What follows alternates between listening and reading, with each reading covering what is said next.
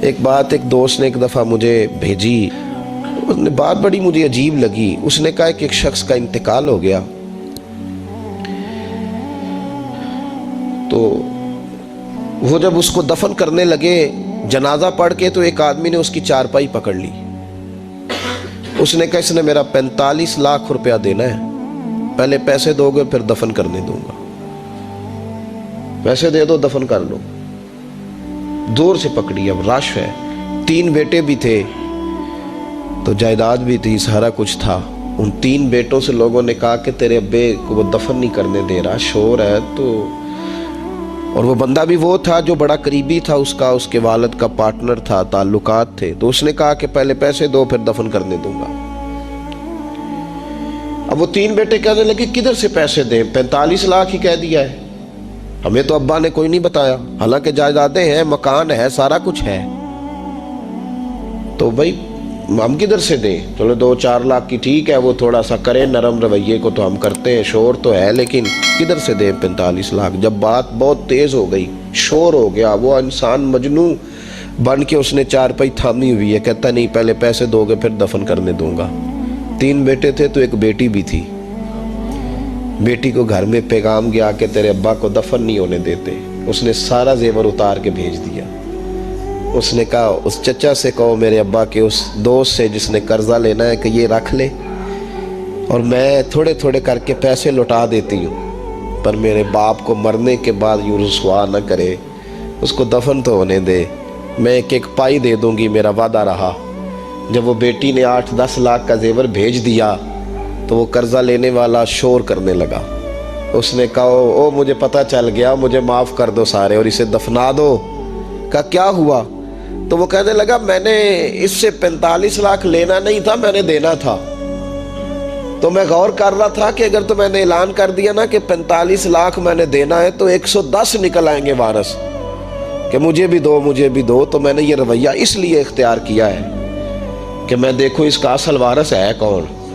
تو اصل وارث وہ بیٹی ہے جس نے اپنے کانوں سے بندے بھی اتار کے بھیج دیے، اور جس نے اپنے وہ شادی والے دن پہننے والے زیورات، پہلی رات کا وہ اس نے زیور بھی سارا اتار کے دے دیا۔ اس نے کہا کہ باپ کا کفن نہ میلا ہو جائے، تو اصل وارث بھی بچی ہے۔ اس نے کہا اس نے مجھے وصیت کی تھی ہر ایک کو نہ دے دینا، میرے اصل وارث کو دینا، تو مجھے اصل وارث مل گیا ہے، اب میں کسی اور کو نہیں دوں گا، اس بیٹی کو دوں گا جس نے باپ کے لیے قربانی دی۔ تو یاد رکھے جنہ لی تو پاپ کمائے ہو کتھے نہیں تیرے کر دے۔ تو اس لین دین کے معاملات اپنے صاف ستھرے رکھیں، ان کے اندر کسی قسم کی وہ چیز نہ پیدا کریں کہ جو ہمارے لیے بڑی باعث پریشانی بن جائے۔ تو میں یہ سمجھانا چاہ رہا ہوں آپ حضرات کو، اپنے بھی بھائیوں کو، دوستوں کو، کہ کوشش فرمائیں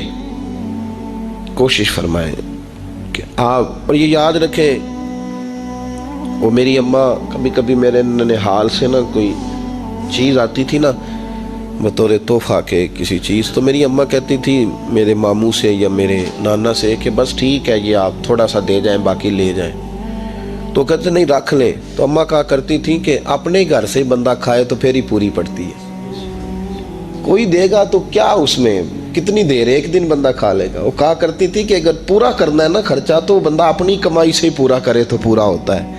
اگر کسی کے 10,000 سے آپ سمجھتے ہیں کوئی فائدہ ہوگا تو کچھ نہیں ہوتا۔ آپ کے دست و بازو جو ہمت کر کے لائیں گے اسی سے گزارا ہوگا۔ کسی کا 50,000 رکھ کے کتنا وقت بیت سکتا ہے؟ 1 لاکھ سے کیا مطلب، کیا بندہ کر سکتا ہے؟ تو سہارے نہ ڈھونڈو، خوددار بنو۔ طریقت میں، تصوف میں خودداری، ترمذی شریف کی ایک حدیث ہے مجھے بڑی پسند ہے، میں سمجھتا ہوں یہ حدیث اگر لوگ سمجھ جائے نا تو بات بن جائے۔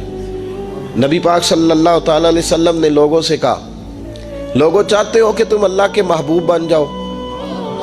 تو صحابہ کے چہرے کھل اٹھے، کہا یا رسول اللہ صلی اللہ علیہ وسلم بالکل چاہتے ہیں۔ فرمایا جو اللہ نے تمہیں دیا ہے اس پہ راضی ہو جاؤ، اللہ کے محبوب بن جاؤ گے، اللہ تم سے پیار کرے گا۔ اور پھر فرمایا چاہتے ہو کہ لوگ بھی تم سے پیار کریں؟ لوگ بھی کریں یا رسول اللہ، دل کرتا ہے۔ تو نبی پاک نے فرمایا کسی بندے کی جیب کی طرف کبھی نہ دیکھنا، جو سامنے والے کی جیب میں ہے اس سے بچ جا، اس کے مال پر نظر ڈالنی چھوڑ دے، لوگ بھی تجھ سے پیار کرنے لگ جائیں گے۔ لوگوں کے مال کی طرف نہ دیکھ، آپ رکھ لیں کسی کا 500 روپیہ بھی، وہ کہے گا بندہ ہی نہیں صحیح، میرا 500 کھا گیا. یہ مت سمجھے کہ بڑا امیر تھا اس کو فکر ہی کوئی نہیں. نہ، ان معاملات کے اندر لوگ کہیں نہ کہیں بول ہی جاتے ہیں، کہیں نہ کہیں بات کر ہی جاتے ہیں، کسی نہ کسی جگہ زبان پھسل ہی جاتی ہے. تو مہربانی فرمائیں، مہربانی کریں، آپ اس بات پہ ضرور غور کریں.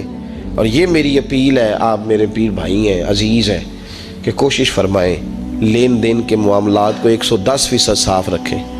کوشش کریں جہاں کوئی چیز دینی ہے، خریداریاں بعد میں ہوتی رہیں گی، جائیدادیں بعد میں بنتی رہیں گی، قرضے نہیں ہونے چاہیے، قرضہ نہیں ہونا چاہیے.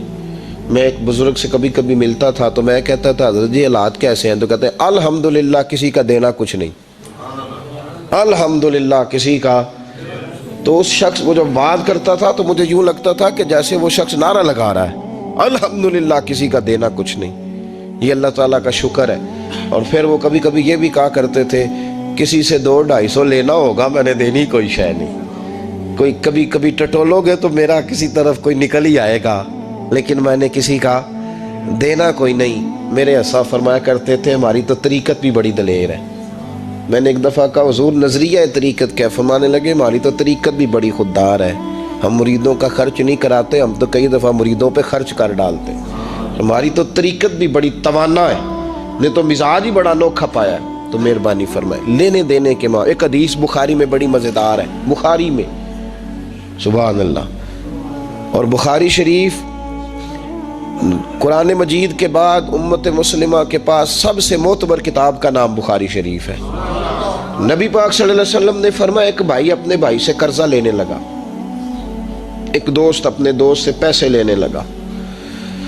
اس نے کہا یار پیسے تو میں دے دیتا ہوں پر کوئی گواہ. اس نے کہا غریبوں کے گواہ نہیں ہوتے، میرا گواہ اللہ ہے. اس نے کہا کسی کی ضمانت دے دو. اس نے کہا میری کون ضمانت دے گا، میری ضمانت میرا اللہ ہی دے گا. وہ بات ہو گئی 1000 دینار. اس کو بات بڑی پسند آئی. کہا اللہ کے نام پر تو کہتا ہے، اللہ بھی گواہ ہے ہمارے درمیان اور اللہ ہی ضمانتی ہے، تو لے لے پیسے. 1000 دینار دے دیے. اب وہ بندہ دریا کے پار چلا گیا. محنت، یہ دیکھیں اب اس حدیث سے آپ درس دیکھیں، یہ حکایت نہیں، یہ میرے رسول پاک کا بیان کیا ہوا فرمان ہے. اس کی صداقتوں پہ دیکھیں. اور بخاری کی حدیث کے جملے کتنے حسین ہیں. نبی پاک صلی اللہ علیہ وسلم نے فرمایا وہ جس نے پیسے لیے بطور قرضہ وہ دریا کے پار چلا گیا، محنت مزدوری کرتا رہا. جب مقررہ وقت آیا تو اس نے 1000 دینار جو وعدہ کیا تھا کہ فلاں تاریخ کو دے دوں گا، اس تاریخ کو اس نے 1000 دینار لیے اور دریا کے کنارے پہنچ گیا کہ مجھے کشتی ملے تو میں اس تک پہنچاؤں. لیکن اس نے اتفاق کہ اس دن کشتی کوئی نہ ملی. بڑا انتظار کیا، کشتی کوئی نہ ملی. اس نے ایک لکڑی لی، لکڑی کو اندر سے پھاڑا. موٹی لکڑی ہوتی ہے نا بانس کی طرح، اس کے اندر سوراخ بن جاتا ہے، جگہ بن جاتی ہے. اس نے اندر سے اس کی کھدائی کی.